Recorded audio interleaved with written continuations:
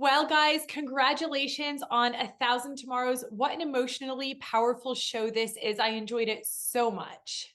Oh, Thank thank you you. very much. We're We're so happy to be here. so excited. Well, Karen, what does it mean to you to see your work on the big screen? You wrote this book in 2005. So many people love this book. I grew up reading it. What does this mean to you? Well, I always dreamed that it would be on the big screen. I think even seeing it on any screen was a dream, actually. And so, God always waits till it's for such a time as this. And I think there really are the beginnings of like a revival happening in our nation and even around the world. So I think the timing is perfect. And watching what they did with the actors did such a great job bringing to life Allie and Cody. And so I couldn't be more thrilled. I love that this is a family affair. Tyler, you play such a monumental part in bringing this to life. What was Mm. it like taking your mom's words and adapting them for the big screen? Because you grew up with this story too. You know this like the back of your hand. Totally. I mean, I remember when she was outlining the book and we'd be having family dinner and she's like, I think I want to tell a story about a bull rider and a barrel racer.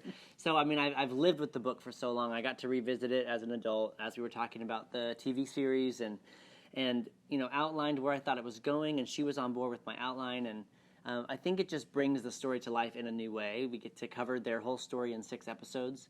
So whereas if this was like an hour and a half, 2 hour movie, stuff would probably have to be cut.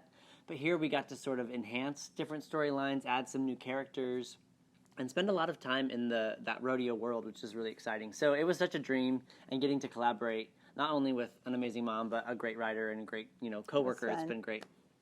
And one thing I love is that it really is true to the heart of this book. You don't really change a whole lot. That heart is still there.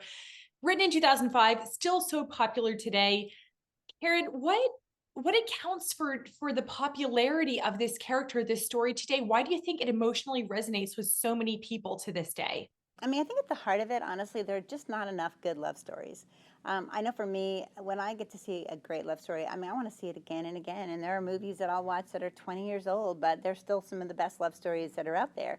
So I think people love the story of an angry bull rider and a sick barrel racer. I mean, they're the most unlikely couple. And then the fierce love that comes as a result of what God does in their relationship.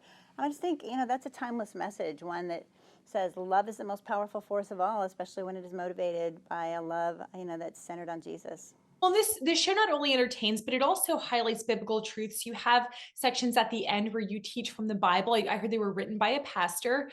Why was it so important to include these biblical life lessons that we can really apply in our own lives while also being entertained?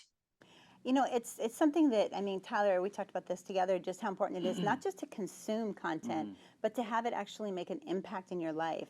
And yeah, tell about that and how groups mattered. Yeah, I mean, I think it's the kind of show that we hope people enjoy, that they binge together Right. and watch it, and that they fall in love with the love story. But more importantly, we think it's a show that touches the heart and that begs to be discussed. Whether it's with family or small groups, neighbors, because it deals with things like unforgiveness. It deals with pain and illness, and how do we walk forward in life given difficult circumstances. And so I think that Bible study series, that study guide, really supports what we tried to write. And I think that's why it's resonating with so many people.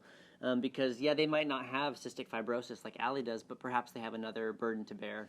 And so how can they move forward in faith and in hope, trusting God with the days of their life? You really touch on the fact that the Christian life doesn't mean it's going to be an easy life, right? There is going to be pain, there's going to be disappointment, there's going to be regret. Why was it so important to highlight this? And how did you find that balance of having an uplifting book, show, but also talking about these real life issues? I want to hear from both of you on that one. Yeah, I mean, I think, life is full of difficult moments, and just because you believe or have a faith does not mean you're going to be exempt from that. And it's important to show people that. Otherwise, if we show them an unrealistic picture, they won't relate to it at all. So, getting into some of the messier parts of life, where it's anger, unforgiveness, a father that walks away, sickness, loss, death. It's important that we show that in light of eternity. That this is not all that there is. Like, there's hope. And I think Carl Joseph, who is Cody's Down syndrome brother, has some beautiful moments on screen where he's talking about heaven. And almost like if I said to you, are you going to Disney World? And you'd be excited and say, yeah, we're taking the kids next month, whatever. He has that attitude toward heaven.